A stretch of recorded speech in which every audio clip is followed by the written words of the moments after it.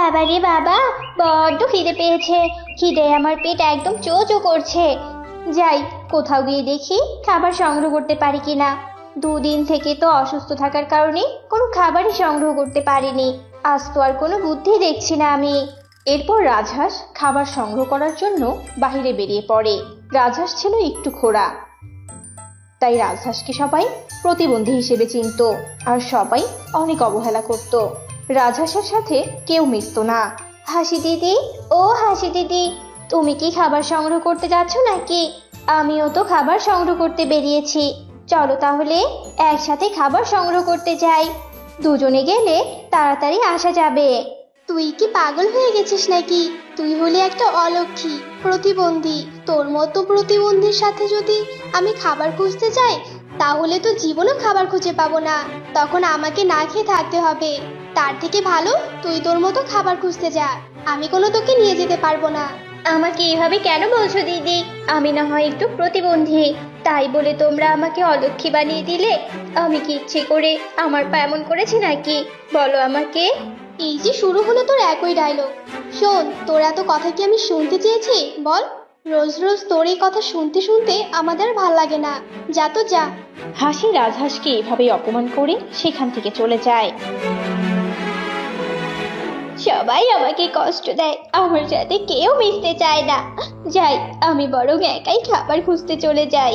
রাজহাঁস একাই খাবার খুঁজতে চলে যায়। এভাবেই দিন কাটছিল। একদিন নদীর ধারে কিছু হাঁসেরা সাঁতার কাটছিল। এমন সময় সেখানে রাজহাঁস আসে সাঁতার কাটতে। রাজহাঁসকে দেখে বাকি হাঁসেরা ভীষণ রেগে যায়। এই থাম থাম বলছি। তুই কোথায় সাঁতার কাটতে এসেছিস শুনি? তুই দেখছিস না এখানে আমরা বাকি হাঁসেরা সাঁতার কাটছি? দিদি, তোমরা সাঁতার কাটছো বলে আমি কেন সাঁতার কাটতে পারবো না? আমাকেও সাঁতার কাটতে দাও। আমি কিছুক্ষণ সাঁতার কেটে এখান থেকে চলে যাব। এই, তুই কি আমাদের কথা বুঝিস না নাকি? তোকে বলেছি যে পরে সাঁতার কাটবি, তার মানে তোকে পরে সাঁতার কাটতে হবে। এত কথা আমরা বুঝি না। এখানে দাঁড়িয়েও থাকবি না। যা তো যা। হাসির কথা শুনে রাজহাঁস ভীষণ মন খারাপ করে আর সেখান থেকে চলে আসে। এভাবেই অবহেলায় তাদের দিন কাটছিল। ওই জঙ্গলেই একটি গরিব হরিণ আর তার স্ত্রী হরিণী বাস করত। তারা ছিল ভীষণ অসহায়। কি গো, তুমি এসেছো? তো কোনো ব্যবস্থা করতে পারলে টাকার? বলো তো আমাকে। না গো গিন্নি, কতজনের কাছেই তো গেলাম, টাকা ধার চাইলাম, কিন্তু কেউ আমাকে বিশ্বাস করলো না। আমাকে কেউ টাকা ধার দিতেও চায় না। আবার একটা কাজ চাইলাম, কিন্তু কেউ কাজও দিল না। তাহলে আমাদের কি হবে বলো তো? আমরা খাবারের টাকা জোগাড় করব কি করে? এদিকে বাড়ি একদম ভেঙে যাচ্ছে, তা ঠিক করবোই বা কি করে? আমি জানি না কিভাবে কি করব, আমি কিছুই জানি না। আজকে রাতটা না হয় না খেয়েই কাটিয়ে দেই। ঘরে যা আছে তা কাল সকালে রান্না করলেই হবে। ঠিক আছে, তুমি যেভাবে বলবে সেভাবেই হবে। হরিণ আর হরিণী হতাশ হয়ে যায়। তারা কি করবে না করবে কিছুই বুঝতে পারে না। এভাবেই দিন কাটতে থাকে। না, আর এভাবে বসে থাকলে হবে না। যে করেই হোক একটা কাজের ব্যবস্থা করতেই হবে। গিন্নি আমার জন্য অনেক কষ্ট করে। গিন্নিকে আর কোনো কষ্ট দেয়া যাবে না। এরপর হরিণ কাজের সন্ধানে বেরিয়ে পড়ে আর পশুদের দাঁড়িয়ে দাঁড়িয়ে গিয়ে কাজ চাইতে থাকে। বাগদাদা, ও বাগদাদা, তোমার তো অনেক বড় একটা দোকান। তুমি আমাকে তোমার দোকানে একটা কাজ দিবে গো? একটা কাজ পেলে আমার অনেক বড় উপকার হতো। না না, আমার কোনো কর্মচারীর দরকার নেই। আমার এই ছোট্ট দোকানেই আমি একাই কাজ করতে যথেষ্ট। তুই বরং অন্য কোথাও গিয়ে কাজ খুঁজে দেখ। যা, আমাকে আর বিরক্ত করিস না। দাদা, আমাকে বেশি টাকা মাইনে দিতে হবে না। আমাকে অল্প কিছু টাকা দিলেই হবে। প্রতিদিনের অর্ধেক মাইনে দিলেই হবে। দাও না দাদা কাজ, আমার যে ভীষণ দরকার। হরিণ হাত জোর করে বারবার অনুরোধ করতে থাকে। আর এত করে বলার পর বাঘের মনে সামান্য দয়া হয়। আচ্ছা আচ্ছা, ঠিক আছে, এত জোর করে অনুরোধ করতে হবে না। আজ থেকে কাজে জয়েন করে ফেল। তবে শোন, কোনো কিছু চুরি করা যাবে না কিন্তু। যদি চুরি করেছিস তাহলে কিন্তু হাত একেবারে ভেঙে দিব। আর শোন, বেশি মাইনে দিতে পারবো না। আচ্ছা ঠিক আছে দাদা, তুমি যেভাবে বলবে ঠিক সেভাবেই হবে। আমাকে শুধু সামান্য টাকা দিলেই হবে। এরপর হরিণ বাঘের দোকানে কাজ করতে থাকে। এভাবে দিন কাটছিল। একদিন এক বানর বাঘের দোকান থেকে খাবার চুরি করে নিয়ে পালিয়ে যায়। আর সেই দায় এসে পড়ে হরিণের ওপর। এই শয়তান হরিণ, কাঙ্গালের মতো এসে আমার কাছে কাজ চেয়েছিলি। তোকে কাজ দিয়ে আমি ভুল করেছি। তুই কিনা আমার দোকানের খাবার চুরি করলি। আজ তো তোকে আমি মেরেই ফেলবো রে। বিশ্বাস করুন আমাকে দাদা, আমি কোনো চুরি করিনি। আমি যেখানে কাজ করে 2 টাকা রোজগার করি সেখানে আমি কিভাবে চুরি করব? আমাকে আপনি একটু বিশ্বাস করুন, আমি কোনো চুরি করিনি। ও আচ্ছা, ন্যাকামো শুরু করেছিস তাই না? চোরের আবার ধর্ম আছে নাকি? তবে রে দাঁড়া। আমাকে মারবেন না মালিক, আমাকে আপনি মারবেন না, মারবেন না আমাকে। হরিণ এত করে অনুরোধ করার পরেও বাঘ কোনো কথা শোনে না। বাঘ হরিণকে মারতে মারতে কাছ থেকে তাড়িয়ে দেয়। হরিণ কাঁদতে কাঁদতে একটি গাছের নিচে গিয়ে বসে পড়ে।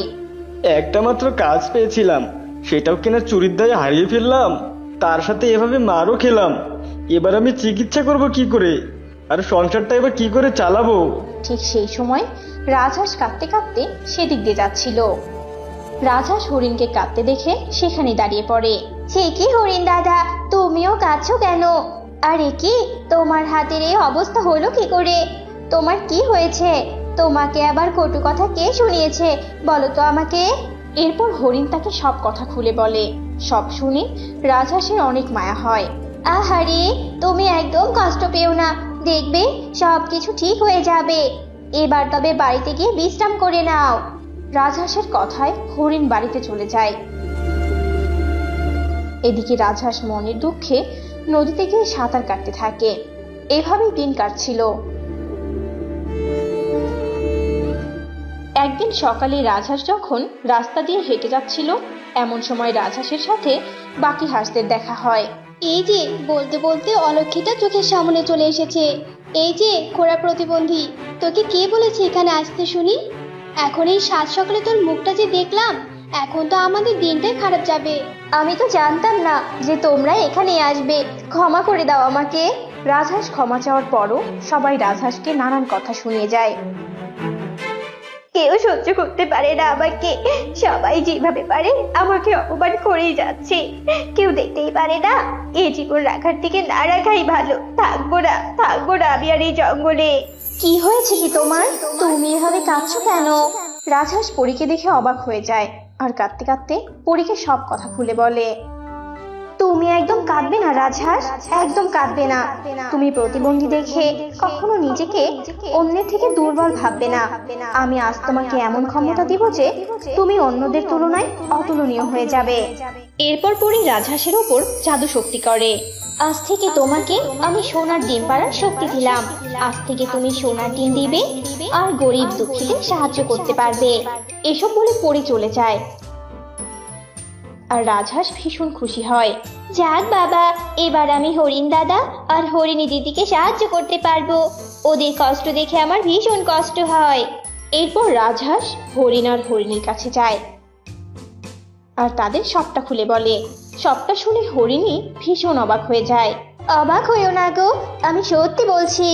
সেটা কাল সকালে তুমি বুঝতে পারবে, দেখে নিও। রাজহাঁসের কথা তারা দুজন বিশ্বাস করে।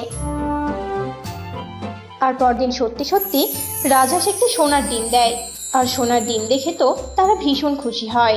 হরিণী দিদি, তোমাদের আর কোনো কষ্ট থাকবে না। তোমরা এই ডিম বিক্রি করে অনেক ধনী হতে পারবে আর অন্যান্য গরিব পশুদেরও সাহায্য করতে পারবে। এরপর থেকে হরিণী আর হরিণের আর কোনো অভাব থাকে না। তারা নিজেরাও অনেক সুখে শান্তিতে দিন কাটাতো, আবার অন্যকেও সাহায্য করত। এই সব কিছু বাঘের নজরে আসে। কি ব্যাপার, যে হরিণ দুদিন আগেও আমার হাতের মার খেলো, সে কিনা এখন অন্যকে সাহায্য করছে? ব্যাপারটা তো আমাকে দেখতেই হচ্ছে। এরপর বাঘ হরিণীদের উপর নজর রাখতে থাকে আর রাজহাঁসের বিষয়ে সবটা জানতে পারে। ও আচ্ছা, এই ব্যাপার। তাহলে কালকে রাতেই আমি প্রতিবন্ধীকে চুপ করে তুলে নিয়ে যাব আর বাড়িতে নিয়ে গিয়ে বন্দি করে রাখবো। এরপর বাঘ চুপি চুপি রাজহাঁসকে ধরতে আসে আর অমনি সেখানে পরী চলে আসে। শয়তান বাঘ, তুই কিনা আমার জাদু করা হাঁসকে চুরি করতে এসেছিস? তবে রে দাঁড়া, আজ তোকে দেখাচ্ছি মজা আমি। না না, আমাকে ক্ষমা করে দাও, আমি আর কখনো এমন কাজ করব না। পালা রে বাঘ, পালা। এরপর বাঘ পালিয়ে যায়